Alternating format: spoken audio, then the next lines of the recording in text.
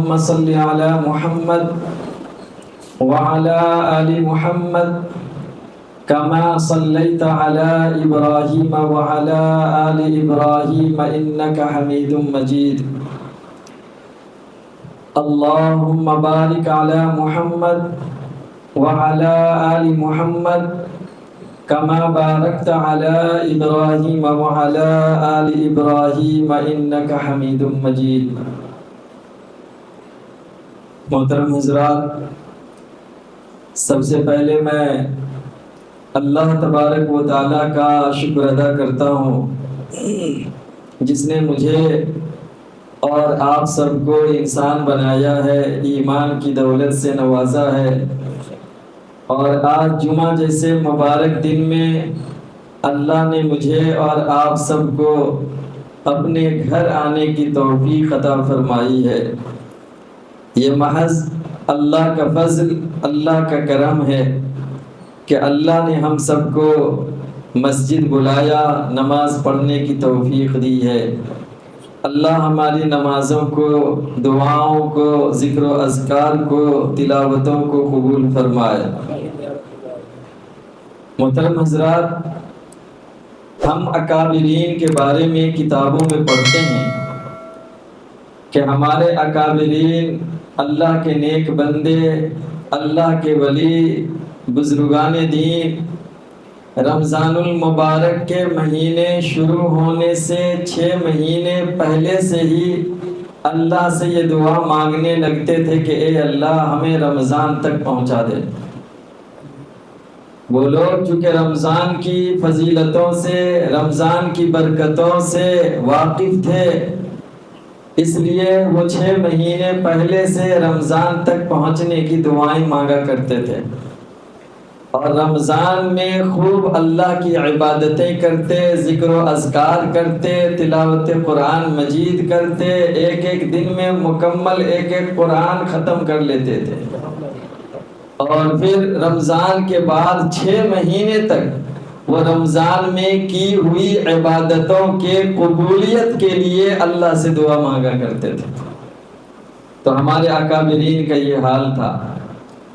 ہم کو بھی چاہیے کہ ہم رمضان سے پہلے ہی سے اللہ سے دعا مانگیں کہ اللہ ہمیں رمضان تک پہنچائے، اور رمضان میں عبادت کر کے اللہ کو راضی کرنے کی کوشش کریں، اور جو بھی عبادتیں ہم سے ہوں اس کی قبولیت کے لیے اللہ سے دعا بھی مانگیں۔ خطبہ میں ایک حدیث میں نے آپ کے سامنے پڑھی ہے۔ آپ صلی اللہ علیہ وسلم یہ دعا کیا کرتے تھے، اللہم بارک لنا فی رجب و شعبان وبلغنا رمضان۔ جب رجب کا مہینہ شروع ہو جاتا تو یہ دعا کرتے کہ اے اللہ ہمیں رجب اور شعبان میں برکت دے، ہماری زندگی میں برکت دے، اور ہمیں رمضان تک پہنچا دے۔ چونکہ رمضان کی جو فضیلت ہے، رمضان کی جو برکت ہے، اللہ کی جو رحمت حاصل ہوتی ہے، اس وجہ سے خود رسول اللہ صلی اللہ علیہ وسلم بھی دعا پڑھتے تھے، اور صحابہ کرام کو بھی آپ نے سکھایا۔ تو ہم کو بھی چاہیے کہ یہ رجب کا مہینہ آج 12 تاریخ ہے، رجب کے مہینے، رجب کی فضیلت اور رجب کے مہینے میں پیش آئے ہوئے کچھ اسلامی اور تاریخی واقعات، اور پھر رجب کے مہینے کے بدعات و خرافات پر انشاءاللہ ہم اگلے جمعہ آپ کے سامنے تفصیل سے گفتگو کریں گے۔ لیکن آج صرف اتنا بتلا دینا کافی تھا کہ رجب کی 12 تاریخ ہے، اور رجب کا مہینہ ان 4 مہینوں میں سے ہے جن کو اللہ تبارک و تعالیٰ نے حرمت والا مہینہ قرار دیا ہے، عزت والا مہینہ، احترام والا مہینہ، برکت والا مہینہ، اللہ کی رحمت والا مہینہ۔ ان 4 مہینوں میں ذوالقعدہ ہے، ذوالحجہ ہے، محرم ہے، اور یہ رجب ہے۔ اللہ تعالیٰ نے قرآن میں فرمایا کہ یہ سال کے 12 مہینے یہ اس دن سے ہیں جس دن اللہ نے آسمان و زمین کو پیدا کیا ہے۔ جب سے یہ سورج اور چاند کا نظام بنا ہے، جب سے دن اور رات کا نظام شروع ہوا ہے، تب سے اللہ تبارک و تعالیٰ کے یہاں سال کے 12 مہینے متعین اور مقرر ہیں۔ یہ کسی انسان کا بنایا ہوا نظام نہیں ہے، یہ کسی انسان کی طرف سے ایجاد کیا ہوا سسٹم نہیں ہے، بلکہ اللہ کے یہاں سے بنایا ہوا نظام ہے کہ سال کے 12 مہینے ہوں گے، اور ان 12 مہینوں میں 4 مہینے حرمت والے ہیں، عزت والے ہیں، رحمت والے ہیں، برکت والے ہیں، اور ان 4 مہینوں میں رجب کا بھی مہینہ آتا ہے۔ تو ہم اور آپ یہ دعا کریں کہ جو اللہ ہمیں اب تک بچا کر رجب تک پہنچایا ہے، اے اللہ تو اس بات پر قادر ہے کہ ہمیں رجب میں بھی موت دے سکتا ہے، شعبان میں بھی موت دے سکتا ہے، لیکن ہم تجھ سے دعا کرتے ہیں کہ جب تو رجب تک پہنچا دیا تو اب رمضان تک بھی پہنچا دے، اور رمضان میں اپنی عبادتوں کی خوب توفیق عطا فرما۔ محترم حضرات، میں نے جو آج قرآن مجید کی ایک آیت تلاوت کی ہے، سورہ حجرات کی بہت مشہور اور معروف آیت ہے۔ اس آیت میں اللہ تبارک و تعالیٰ نے سماجی طور پر انسان کو کیسے زندگی گزارنا چاہیے، سماج کی ضرورت، معاشرے کی ضرورت، سوسائٹی کی ضرورت انسان کو پڑتی ہے۔ انسان کے علاوہ جو دوسرے مخلوقات ہیں ان کو سماج معاشرے سے کوئی لینا دینا نہیں، اور وہ اس کے بغیر بھی رہ سکتے ہیں، لیکن انسان سماج اور معاشرے کے بغیر نہیں رہ سکتا ہے۔ ایک انسان کو دوسرے انسان کی ضرورت پڑتی ہے، ایک انسان دوسرے انسان کا محتاج ہوتا ہے۔ انسان اکیلا زیادہ دنوں تک کے نہیں رہ سکتا ہے، اگر کسی کو رکھ دیا جائے تو وہ پاگل، دیوانہ اور مجنون بن جائے گا، کیونکہ انسان کے بغیر نہیں رہ سکتا ہے۔ اور مختلف فکر کے، مختلف مزاج کے، مختلف خیال کے، الگ الگ سوچ اور فکر کے لوگ جو آپس میں مل جل کر کے رہتے ہیں، اسی کو سماج کہا جاتا ہے، اسی کو معاشرہ کہا جاتا ہے۔ تو اللہ تبارک و تعالیٰ نے قرآن مجید کی اس آیت میں جو آج میں نے تلاوت کی ہے، سماجی طور پر، ہمارے معاشرتی طور پر اللہ تعالیٰ نے اس آیت میں 4 نصیحتیں فرمائی ہیں۔ وہ چاروں نصیحت میں آپ کے سامنے رکھ رہا ہوں اس نیت سے کہ اللہ مجھے بھی ان باتوں پر عمل کی توفیق عطا فرمائے، اور آپ سب کو بھی ان باتوں پر اللہ عمل کی توفیق دے۔ اللہ تعالیٰ فرماتا ہے، یا ایھا الذین آمنوا لا یسخر قوم من قوم عسى ان یکونوا خیرا منهم، کہ اے ایمان والو، اے لوگوں نہیں فرمایا اللہ نے، ایمان والو کہا ہے، یعنی وہ لوگ جو اللہ کو، رسول اللہ کو، قرآن و حدیث کو، آخرت کی زندگی کو، مرنے کے بعد کی زندگی کو، تقدیر کو مانتے ہیں۔ اللہ نے کہا، اے ایمان والو، لا یسخر قوم من قوم عسى ان یکونوا خیرا منهم، تم میں سے کوئی کسی کا مذاق نہ اڑائے، کوئی کسی پر نہ ہنسے۔ کسی کا مذاق اڑانا اور کسی پر ہنسنا یہ اللہ تبارک و تعالیٰ نے منع کیا اور اس سے روکا ہے۔ اور آگے بہت پیارا جملہ فرمایا کہ ہو سکتا ہے جس کا مذاق اڑایا جا رہا ہے یا جس پر ہنسا جا رہا ہے وہ اللہ کے نزدیک زیادہ محبوب ہو۔ اللہ کے نزدیک کس کا درجہ کیا ہے، کس کا مقام کیا ہے، کس کا مرتبہ کیا ہے، کس کی حیثیت کیا ہے، یہ کوئی نہیں جانتا، یہ صرف اور صرف اللہ تبارک و تعالیٰ جانتے ہیں۔ لہٰذا کسی کے کسی غلطی کی وجہ سے، کسی کو کسی کے گناہ کی وجہ سے، کسی خامی کمزوری کی وجہ سے اس کا مذاق اڑانا یا اس پر ہنسنا اللہ تعالیٰ نے اس سے منع کیا، اور یہ بھی کہہ دیا کہ ہو سکتا ہے جس کا مذاق اڑایا جا رہا ہے وہ اس آدمی سے زیادہ بہتر ہو، اللہ کے یہاں محبوب ہو جو مذاق اڑا رہا ہے۔ اور پھر آگے کا وَلَا نِسَاءٌ مِّن نِسَاءٍ عَسَىٰ أَن يَكُنَّ خَيْرًا مِّنْهُنَّ، کہ کوئی عورت کسی عورت کا مذاق نہ اڑائے۔ آنکھ کے ذریعے سے بھی، زبان کے ذریعے سے بھی، اشارے کے ذریعے سے بھی مذاق اڑایا جاتا ہے۔ کسی کے مذاق اڑانے کے لیے ضروری نہیں ہے کہ آدمی زبان کا استعمال کرے، ہم آنکھوں کے اشارے سے بھی دوسرے کا مذاق اڑا دیتے ہیں، ہاتھ کے اشارے سے بھی دوسرے کا مذاق اڑا دیتے ہیں۔ اس طرح سے مذاق اڑانا آنکھ کے ذریعے، زبان کے ذریعے، اشارے کے ذریعے، کسی بھی ذریعے سے ہو، کسی کا مذاق اڑانا جائز نہیں ہے۔ کبھی کبھی جس کو ہم بہت غلط سمجھ رہے ہوتے ہیں، جس کو ہم بہت حقیر سمجھ رہے ہوتے ہیں، لیکن اللہ کے یہاں اس کا کیا مقام ہوتا ہے اس کا ہمیں اندازہ بھی نہیں ہوتا ہے۔ بنی اسرائیل میں ایک نوجوان تھا، حضرت موسیٰ علیہ السلام کے زمانے کا واقعہ ہے۔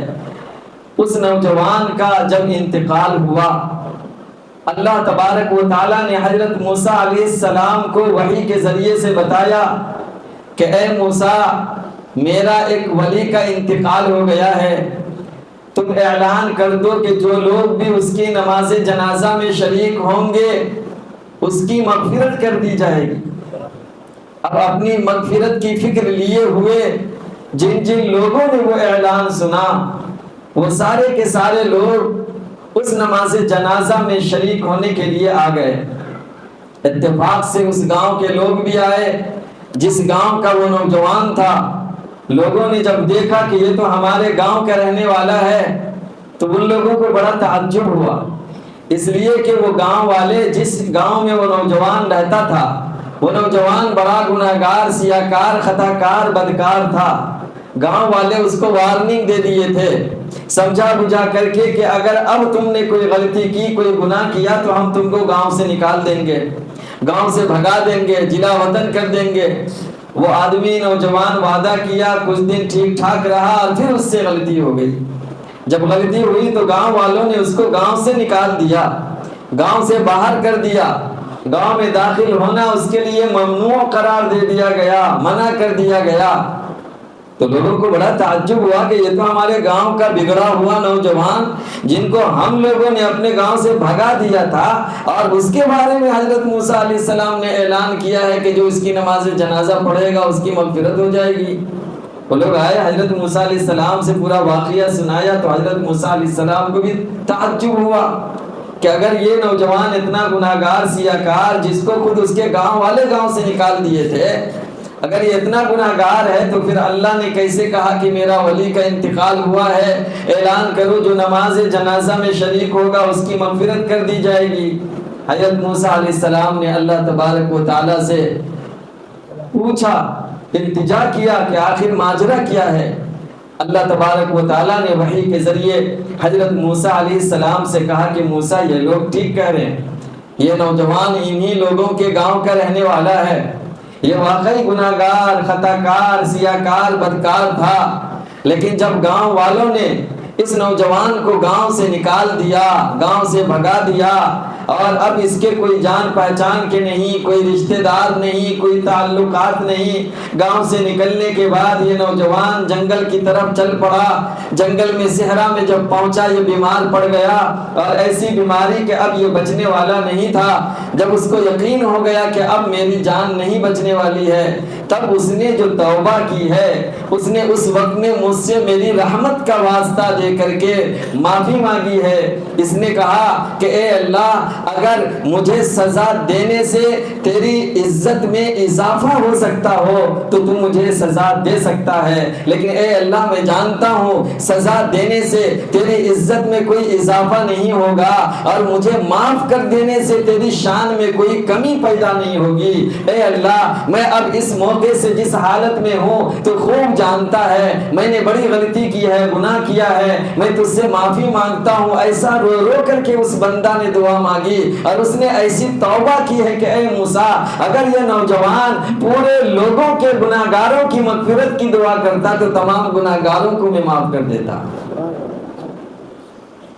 تو اب آپ اس واقعے میں دیکھیے، ایک نوجوان جس کو اس کی غلطی اور گناہ کی وجہ سے جب گاؤں سے نکال دیا گیا، لیکن جب اس نے سچی توبہ کی ہے، گاؤں والے اب بھی اس کو غلط سمجھ رہے تھے، گاؤں والے اب بھی اس کو برے سمجھ رہے تھے، گاؤں والے اب بھی اس کو گناہگار سمجھ رہے تھے، لیکن اس نوجوان کے توبہ کے بعد اللہ کے یہاں اس کا کیا مقام بنا وہ گاؤں والوں کو معلوم نہیں۔ یہی حال ہمارے سماج کا ہوتا ہے، یہی حال ہمارے معاشرے کا ہوتا ہے۔ کسی کے گناہ کے بارے میں، کسی کے غلطی کے بارے میں ہو سکتا ہے ہم کو معلوم ہو جائے، لیکن اس نے رات کو تنہائی کے وقت میں تہجد کی نماز پڑھ کر رو رو کر کے اللہ سے معافی مانگی ہے، وہ صرف وہ جانتا، اس کا خدا جانتا ہے، ہم نہیں جانتے۔ اور اس کے اس توبہ کر لینے کی وجہ سے، اللہ کے ماں سے معافی مانگ لینے کی وجہ سے اب وہ اللہ کے یہاں کتنا محبوب ہو جاتا، مقبول ہو جاتا ہے، وہ بھی کسی کو معلوم نہیں ہے۔ اس لیے اللہ کے رسول محمد صلی اللہ علیہ وسلم نے بھی کسی کے مذاق اڑانے سے، کسی پر ہنسنے سے منع کیا ہے۔ اور یہاں اللہ تعالیٰ نے بھی قرآن کی اس آیت میں جو پہلی نصیحت کی گئی ہے وہ یہ کہ کوئی کسی کا مذاق نہ اڑائے، کوئی کسی پر نہ ہنسے، اس لیے کہ کوئی نہیں جانتا ہے کہ اللہ کے یہاں کس کا کیا مقام ہوتا ہے۔ کبھی ایسا ہو سکتا ہے کہ جس کا مذاق اڑایا جا رہا ہے وہ اللہ کے یہاں محبوب ہو اور پسندیدہ ہو۔ مذاق اڑانا اس لیے بھی منع ہے کہ مذاق اڑانا یہ تکبر کی نشانی اور علامت ہوتی ہے۔ جو آدمی کسی کا مذاق اڑا رہا ہوتا ہے وہ آدمی خود کو اس سے بہتر اور اچھا سمجھتا ہے، اور اپنے آپ کو اچھا سمجھنا، اپنے آپ کو بہتر سمجھنا، دوسرے کو اپنے سے کمتر سمجھنا، دوسرے کو حقیر سمجھنا، یہی تکبر ہے۔ اور تکبر بہت بڑا گناہ ہے۔ تکبر کرنے والے دنیا میں جتنے بھی آئے سب خاک مٹی بن گئے، اور جو بھی تکبر میں مبتلا ہوتے ہیں اللہ تبارک و تعالی عبرت ناک سزا دیتا ہے۔ اللہ ہم سب کی حفاظت فرمائے۔ تو اس لیے کسی کا مذاق اڑانا منع ہے، یہ پہلی نصیحت تھی۔ دوسری نصیحت اللہ تبارک و تعالی نے آگے فرمایا وَلَا تَلْمِزُوا أَنفُسَكُمْ، کہ تم کسی دوسرے میں عیب نہ لگاؤ، کسی میں عیب نہ لگاؤ۔ یہ لفظ جو استعمال ہوا ہے قرآن میں وہ ایسا ہے کہ تم اپنے آپ میں عیب نہ لگاؤ۔ اپنے آپ میں کون عیب لگاتا ہے؟ بات یہ ہے کہ جب ہم کسی دوسرے پر عیب لگاتے ہیں، دوسرے میں عیب نکالتے ہیں، تو وہ آدمی پھر ہمارے عیب کو ڈھونڈتا اور ہم میں عیب لگاتا ہے۔ تو دوسرے میں عیب لگانا یا اپنے آپ میں عیب لگانے کے جیسا ہے۔ اس وجہ سے اللہ تبارک و تعالیٰ نے کہا کہ اپنے آپ میں عیب نہ لگاؤ، بھلا اپنے آپ میں کون عیب لگائے گا؟ لیکن اس لیے کہا گیا ہے کہ ہم دوسرے میں عیب لگائیں گے تو دوسرا آدمی ہمارے اندر عیب لگائے گا۔ اس سلسلے میں حضرت عائشہ رضی اللہ تعالی عنہا روایت کرتی ہیں کہ ایک مرتبہ میں نے رسول اللہ صلی اللہ علیہ وسلم کے سامنے حضرت صفیہ رضی اللہ تعالی عنہ کے تعلق سے کہہ دیا کہ وہ تو بس اتنے قد کے ہیں۔ حضرت صفیہ رضی اللہ تعالی عنہ چھوٹی قد کے تھیں، تو حضرت عائشہ نے ان کے چھوٹی قد کا گویا کہ مذاق اڑا دیا۔ آپ صلی اللہ علیہ وسلم نے کہا کہ عائشہ تم نے ایسی بات کہی ہے کہ یہ بات اگر سمندر میں ملا دیا جائے تو سارے سمندر کے پانی کو خراب کر دے۔ آپ صلی اللہ علیہ وسلم نے پسند نہیں کیا اور سختی کے ساتھ منع کیا۔ عیب لگانا جسم کے اندر ہو یا کسی کے بول چال میں ہو یا کسی کے قد کے تعلق سے ہو، یہ سب منع ہے اور بہت بڑا گناہ ہے۔ اللہ ہم سب کی حفاظت فرمائے۔ تیسری جو نصیحت ہے وہ یہ ہے کہ کسی کو برے نام سے نہ پکارو۔ برے نام سے، جسمانی اعتبار سے اگر کوئی کمی ہے کسی کے اندر تو اس کمی کی طرف اشارہ کر کے نہ بلاؤ، یا اگر کسی نے ماضی میں کوئی غلطی کی ہے، کوئی گناہ کیا ہے، چوری کیا تھا، اب اس نے توبہ کر لیا، اب ہم اس کو چور بلائیں۔ ماضی میں اس نے پہلے کبھی اس نے شراب پی لیا تھا، اب اس کی وجہ سے ہم اس کو شرابی کہیں، اس کو ہم زانی کہہ دیں۔ گزرے ہوئے گناہوں اور غلطیوں کی وجہ سے کسی کو آڑ دلانا، کسی کو طعنہ دینا، یہ بھی سختی کے ساتھ منع ہے، اور اللہ کے رسول محمد صلی اللہ علیہ وسلم نے اس سے روکا ہے۔ ایک مرتبہ سفر میں حضرت صفیہ رضی اللہ تعالی عنہا تھیں اور ان کے اونٹ بیمار ہو گئے تھے، تو آپ صلی اللہ علیہ وسلم نے اپنی دوسری بیوی حضرت زینب رضی اللہ تعالی عنہا سے کہا کہ زینب تم اپنا ایک اونٹ صفیہ کو دے دو۔ تو حضرت زینب رضی اللہ تعالی عنہا نے کہا کہ کیا میں اپنا اونٹ اس یہودی عورت کو دے دوں؟ چونکہ حضرت صفیہ رضی اللہ تعالی عنہا کا پورا خاندان یہودی تھا، ایک جنگ کے موقع سے یہ گرفتار ہو کر کے آئی تھیں اور پھر مسلمان ہو گئیں اور رسول اللہ صلی اللہ علیہ وسلم کے نکاح میں آئیں، تو اب وہ مسلمان ہو گئی تھی، لیکن چونکہ پہلے وہ یہودی تھی، اس کی طرف اشارہ کر کے حضرت زینب رضی اللہ تعالی عنہ کی زبان سے یہ جملہ نکلا۔ رسول اللہ صلی اللہ علیہ وسلم اتنے ناراض ہوئے کہ حدیث میں آتا ہے ذی الحجہ، محرم اور سفر کے مہینے میں تقریباً 2 سے 3 مہینے تک آپ صلی اللہ علیہ وسلم نے حضرت زینب سے کوئی تعلق نہیں رکھا۔ تو ہم کو ان واقعات سے جو سبق ملتا ہے، جو پیغام ملتا ہے، وہ یہی ہے کہ آدمی کے گزرے ہوئے کسی غلطی کی وجہ سے، کسی گناہ کی وجہ سے اس کو طعنہ دینا، اس کا برا نام رکھنا، ایسے نام سے بلانا جس نام سے بلانے پر وہ ناراض ہوتا ہو، اس کو تکلیف ہوتی ہو، اللہ تبارک و تعالیٰ نے منع کیا ہے، رسول اللہ صلی اللہ علیہ وسلم نے بھی روکا۔ ایک حدیث میں اللہ کے رسول محمد صلی اللہ علیہ وسلم نے ارشاد فرمایا، کسی گناہ کی وجہ سے اگر کوئی آدمی کسی کو طعنہ دیتا ہے تو اللہ تبارک و تعالیٰ اس کو اس وقت تک موت نہیں دیتا جب تک طعنہ دینے والا اس گناہ میں مبتلا نہ ہو جائے۔ بات سمجھ میں آ رہی ہے؟ کسی کے گناہ کی وجہ سے، کسی کی کوئی غلطی کی وجہ سے ہم اس کو چڑھائے، اس گناہ کی وجہ سے اس کو طعنہ دیے، تو جو آدمی طعنہ دے رہا ہے، جو آدمی اس کی غلطی کی وجہ سے اس کو عار دلا رہا ہے، شرم دلا رہا ہے، غلط نام رکھ رہا ہے، برے نام سے بلا رہا ہے، آپ صلی اللہ علیہ وسلم نے فرمایا کہ یہ آدمی جب تک اس گناہ میں مبتلا نہ ہو جائے تب تک اس کو موت نہیں آتی ہے۔ لہذا ہمیں کسی کو کسی کی غلطی اور گناہ کی وجہ سے اسے عار نہ دلانا چاہیے، اس کے غلط نام نہ رکھنا چاہیے، ایسے نام سے نہ بلانا چاہیے جس نام کے بلانے سے وہ ناراض ہوتا ہو، جس نام کے بلانے سے اس کو تکلیف ہوتی ہو۔ کسی کو خوشی دینا یہ ثواب کا کام ہے، صدقہ ہے، لیکن کسی کو تکلیف دینا یہ قرض ہے۔ تکلیف دینے والا خود جب تک اس تکلیف میں مبتلا نہیں ہو جاتا اسے موت نہیں آتی۔ اس لیے ہم کو چاہیے کہ ہم دوسروں کو خوشی دیں، دوسروں کو تکلیف نہ دیں، اس سے اللہ تبارک و تعالیٰ بھی ناراض ہوتا ہے اور تکلیف دینے والے کو بھی اس تکلیف میں مبتلا ہونا پڑتا ہے۔ اس کے بعد چوتھی جو نصیحت ہے اس آیت میں وہ یہ ہے، اللہ تعالیٰ نے فرمایا وَمَن لَّمْ يَتُبْ فَأُولَٰئِكَ هُمُ الظَّالِمُونَ، کہ جو توبہ نہ کرے وہ ظالم ہے۔ اللہ تبارک و تعالیٰ نے انسان کے لیے توبہ کا دروازہ کھول کر کے بڑا احسان کیا ہے۔ انسان سے گناہ ہو جاتا ہے، انسان سے غلطی ہو جاتی ہے، انسان کے بارے میں رسول اللہ صلی اللہ علیہ وسلم نے فرمایا کل بنی آدم خطاء، کہ بنی آدم کی ہر اولاد یہ خطا کار ہے، گناہ گار ہے۔ وخیر الخطائین التوابون، اور سب سے بہترین خطا کار وہ ہے جو توبہ کرنے والا ہو۔ اور توبہ کون کرے گا؟ جس کو اپنی غلطی کا، اپنے گناہ کا احساس ہو۔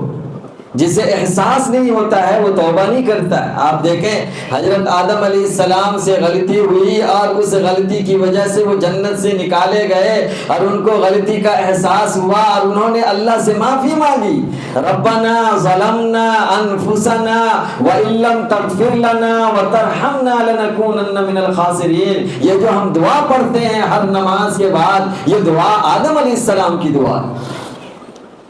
آدم علیہ السلام کو احساس ہوا اور انہوں نے اللہ سے معافی مانگی، لیکن وہیں آپ دیکھیں کہ ابلیس نے سجدہ کرنے سے انکار کیا اور اس نے بہت بڑی غلطی کی، لیکن اسے اپنی غلطی کا احساس نہیں ہوا، اس کو اپنے گناہ کا احساس نہ ہوا، اور وہ اپنے غلطی ماننے کے بجائے، معافی مانگنے کے بجائے اللہ سے بحث و مباحثہ کرنے لگا اور اللہ سے کہنے لگا کہ میں اس سے بہتر ہوں، میں اس کو سجدہ کیوں کروں؟